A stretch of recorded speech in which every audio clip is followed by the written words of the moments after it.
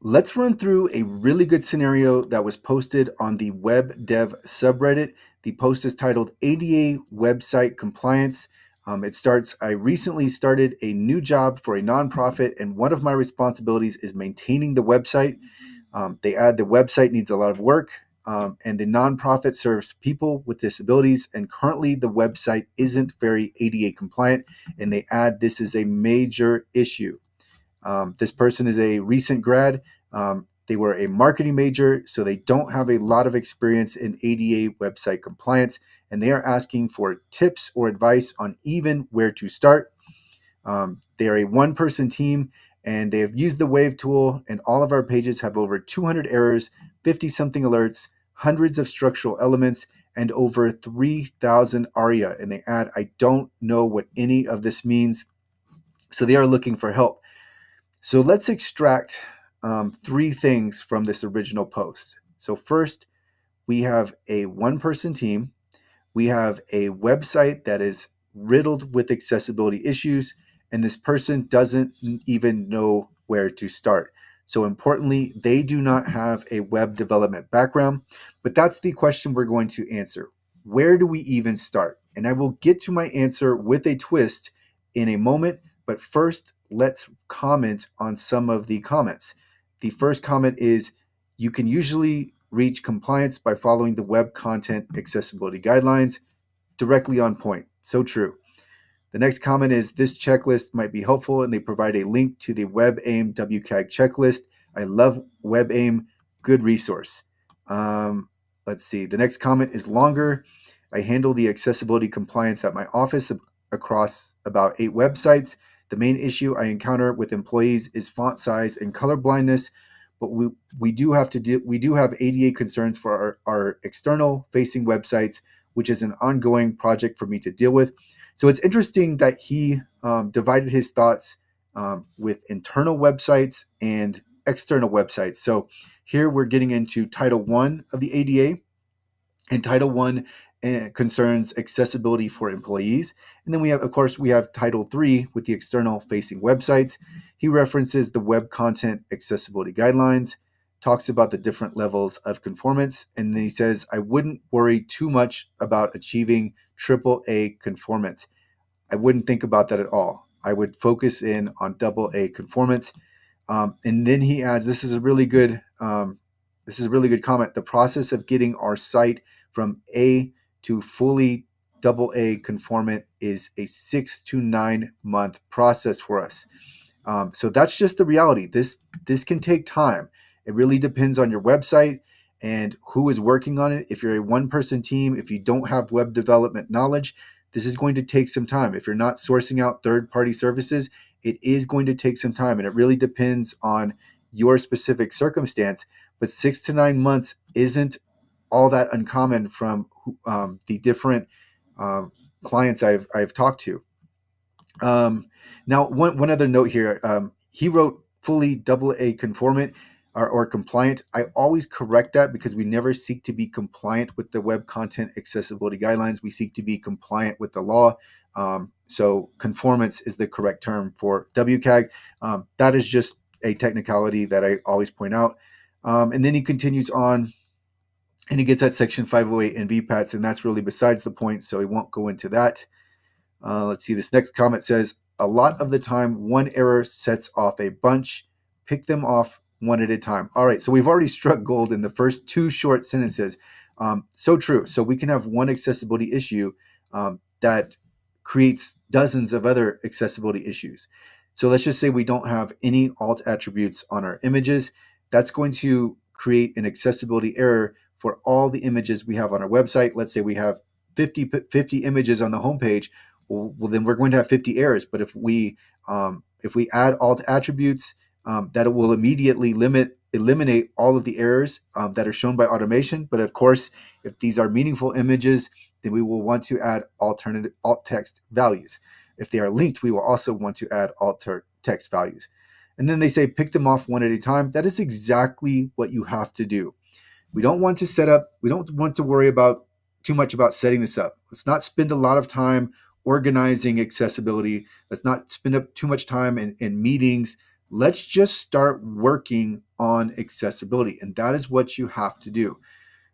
They say navigation elements are always a huge one, as well as missing alt tags and out of the order HTML elements. Start with what you know how to fix, and dive deeper. Again, great advice, because that's all you can do. It's just, start improving accessibility. Some of the easier to fix accessibility issues have a significant impact. So, starting with what you know how to fix and then diving deeper is really great advice. Um, they talk about skipping color contrast until the end, and they say you do need to know how to navigate the backend well and write HTML well. So true. A web development background is necessary to make the more technically advanced fixes. You have to have a web development background. There is no way around that. So this comment is gold right here. Really, really good comment. I will say though that for some of the technical fixes, there is an intermediate side to this. So you can pick up some of the more technical remediation if you're able to work through the code. It doesn't get overly technically complex. So keep that in mind, that you can pick up some of these code-based changes that you have to make. This next comment states Accessibility has a great tool you can purchase and use on your website for life for $400. But even better, they have an assessment tool for free that will check your website by URL and tell you what's needed for ADA compliance. I've posted numerous reviews on Accessibility. The primary quote unquote solution here is an overlay widget. Overlay widgets do not make your website accessible. They don't make your website ADA compliant. Um, of course, they have not stopped lawsuits either. Literally, there have been literally hundreds of website owners with overlay widgets installed who have nevertheless been sued. The assessment tool is likely a scan. I don't use Accessibility whatsoever. It's likely a scan. Scans are basically the same. Some may flag more accessibility issues than others. Scans definitely do not tell you if your website is ADA compliant. Um, all they do is they flag accessibility issues that you need to review manually. So scans can be very helpful tools, but they are very limited tools. So I'll leave it at that. And then the last comment is me. This is the twist. I actually commented on this thread. And let's get through some of what I wrote. I said, working through Wave is a solid option, but keep in mind that scans are limited. I always say this because so many people buy into scans and think they are checkers for ADA compliance. As the last comment illustrated, they are not checkers for ADA compliance. They flag a limited subset of accessibility issues. So even if your score is 100% on a scan, you still can have so many accessibility issues. It's just the start. It's very useful. Scans are very useful. They instantly flag accessibility issues. They give us a general feel for the accessibility of a website, but they are not they're not conclusive by any means. And I said, even within that subset of issues that scans can flag, you'll still need to prioritize what issues you'll remediate first. And then I talk about one great approach is to focus on these three items first, and that gets into keyboard navigability, form field labels, and alternative text. And one reason I talk about these three issues so often is because they are the most commonly claimed issues in litigation. Now, lawsuits may not be this nonprofit's primary concern, but I will say that keyboard navigability can result in an outright barrier to access. So it is so essential to making your website accessible. And then, of course, form field labels are very important. And then alternative text can be especially important if you have images that are conveying meaning. So that is one way to start. And then I add that, of course, there are multiple ways to approach an accessibility project. And then I talk about gaining momentum and making progress, and then working on success criteria that can take less than an hour to account for. So that's really getting back to that previous comment that I like so much, is let's just get started. Let's just start improving accessibility where we can, and then we'll figure out the rest later. This is a more practical approach, and just that we need to make progress right now. We need to improve accessibility right now. There are technically advanced accessibility issues that we can be concerned with, but we have other accessibility issues that we can resolve right now that don't require a web development background. So, for example, closed captions, accurate closed captions on videos are essential. We don't have to have advanced knowledge to start working on closed captions, and those are extremely important, right? Those are essential for access. So, just keeping that in mind. So, and then if we want to make the most impact, the key in on the issues that affect your audience the most. So this person mentioned that the nonprofit served people with disabilities, and let's say the primary demographic that this nonprofit served were people with dexterity issues. So there, I would focus in on keyboard navigability. So that's just knowing your demographic. But again, this gets into the aspect of what approach is right for you and your specific circumstance. Let's see, I continue on. Also, keep in mind that some accessibility issues take a few seconds to implement, are non-technical, are highly technical, require more manual work, are simple but take a long time. This is getting into the fact that the WCAG success criteria are not a one-to-one. And this is important. A lot of people don't think about this, or they don't realize this, is that just because let's say we're fully conformant on 5 success criteria of the 50 success criteria in WCAG 2.1 AA. It does not mean we have worked through 10% of accessibility. It just means we've worked through 10% of success criteria. But as I just covered, the success criteria are not equal. They're not one to one. They vary. Some can literally take seconds to go, okay, yes, we've checked that off, and others can literally take weeks. So just keep that in mind. Based on your situation, I recommend viewing accessibility as a project you can coordinate versus something you can take on yourself. Accessibility is a highly specialized area within development and design, so it's not something that can simply be delegated to someone who generally handles web stuff. And this is knowing the personnel, right? And actually, before I continue commenting, let's read through what else I said. I said, you can make the most progress by informing the decision makers of what is realistic and where it makes sense to source expertise.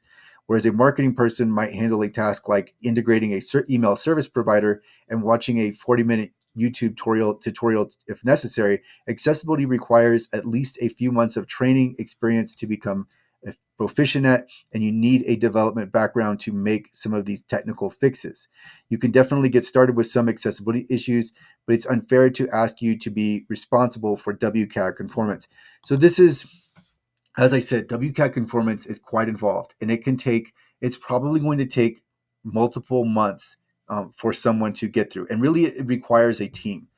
So at this point, I'm going to switch tabs over, and we're going to click on my AD compliance course. And this course is for preventing lawsuits, preventing demand letters. But when I talk about this course, and when we get to it, it does provide step-by-step instructions. But this course I talk about it delivers a detailed step-by-step approach to preventing litigation. And I say designed as step-by-step instructions that website owner operators can give to their team. So this course will help advance you really, really quick in knowing, hey, these are the accessibility issues that we need to account for, and this is how we should prioritize them. This is the order in which we should approach this. Here's the strategy if we decide to change this order, because we may want to change this order based on the personnel, based on the website, etc. But I provide all the strategy. But the important part here is this takes time. Notice I said give to their team. I also said that a web development background is required. So even if you have instructions that are pointing you exactly in the right place, you still need to have the resources to be able to deal with this. And someone who is a marketing major who is completely new to accessibility is going to be overwhelmed by this project for multiple reasons. Not only that, but when we look at the ADA compliance course, this really is tethered to about 15 success criteria. And I say about because it's not there. Sometimes plaintiffs' lawyers claim issues that really aren't success criteria, but it really gets at, like, think of 15 accessibility issues. The Web Content Accessibility Guidelines, again, it has 50 success criteria. So this project is even larger than that. and it requires a team, and you have to have someone on your team that has a web development background. So even if you have these step-by-step instructions, it is still going to take time to work through, and you really do need a team, and you'd want a team anyway, because it's an inefficient allocation of resources to have a web developer sitting there working on closed captions or working on alt text values, so descriptions for images. So you really need to understand what you are dealing with. You need to have a team.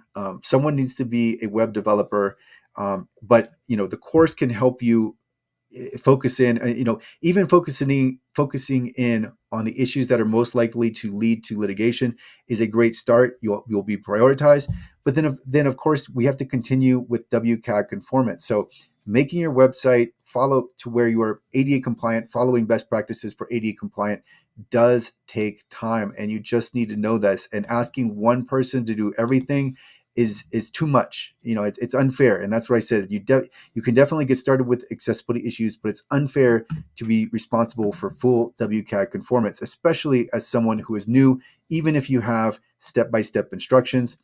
And then I get into explaining what ARIA means. So that's it. That's what I wanted to cover for this post. But I think increasingly we will see people who are designated as the person for ADA compliance, and it's like, hey, take care of this project. And I wanted to make this video so people have a realistic expectation of what exactly is involved and how it can't be just one person. You wouldn't even want to do this just out of your own self-interest, because it's a waste of money to have a web developer working on things that are not technically complex. So you really want at least a two-person team, and then you need to be realistic about what can be accomplished by this one person. If you have someone who is brand new, what I recommended in my comment was you have this person learn about accessibility and then coordinate and source to third-party providers. So or not resource, source the work. Find who the best provider is, and then source the work to that provider, and then coordinate the whole project, because this is a highly specialized area. And it does require, even the coordination requires a significant amount of time. And you also want to be well informed about accessibility and also the different products and services that are being sold in the marketplace, what you need and what you don't. I've covered that in other videos, so I won't cover it here, but just know that this is not a one-person project where the person doesn't even have a web development background. You will want to have a team working on this project, and you want to be realistic with this project. So if you are that one person right now, I would show this video to the management team and let them know, hey, this is what we're actually up against. This isn't something, this person actually mentioned that working on the website was just one of their responsibilities. So can you imagine, along with everything else that comes in, let's say they're working on the social media, etc.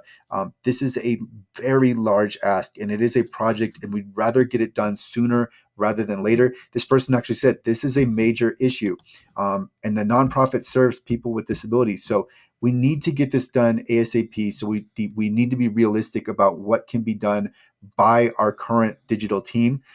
What I would recommend is sourcing originally and then training all along, so that our team develops expertise while we originally source out the work to accelerate this process and expedite this process. So that's what I would do. I had one other comment here, but I cannot remember it. But yeah, as a one-person team, this is a really large ask, and you need to have a web developer, or else there are going to be very important accessibility issues that you cannot get to because you just don't have the technical expertise. So I think I've covered this. If you need help with services, the one comment I forgot to add is you can, through accessible.org, you can get a la carte a developer to work for you on an hourly basis, where that developer is fixing accessibility issues. And so obviously you'd want them to be fixing the more technical accessibility issues, but you can hire someone through accessible.org. But just keep in mind, if you're not getting the full services, you're going to need to have instructions that you specifically want the developer to work on. But a la carte developer hours are possible. But I will include resources in the description, including a link to the accessible.org services, also the training that I offer. I I went through the ADA compliance course, and shifting back tabs, going back from the ADA compliance course, I also offer the WCAG course. So this would be really good training for your team to be going through as you originally source out this work, so that your team can learn about accessibility, as you know, as you have this work done, and so that you eventually get to this point where you are sourcing out less and less, and so accessibility is less and less expensive, especially because we can integrate accessibility into our processes and save a lot of time and money, in that we are not taking a disjointed approach where we are uploading content and then we are making it accessible after the fact. Rather, we are uploading accessible content to begin with. Of course, the same logic applies to code, etc. So I'm on the page for the WCAG course. I will link to this course, and it will help you learn the web content accessibility guidelines. And this goes beyond these 15 issues that I mentioned in the ADA compliance course. So I will link to this thread in the description along with the resources. But for now, just, if you're a one-person team, know that it's more right now. If you're a beginner, you should be coordinating this project, learn about accessibility, learn about the marketplace, but coordinate the project, set it up, rather than trying to do everything yourself.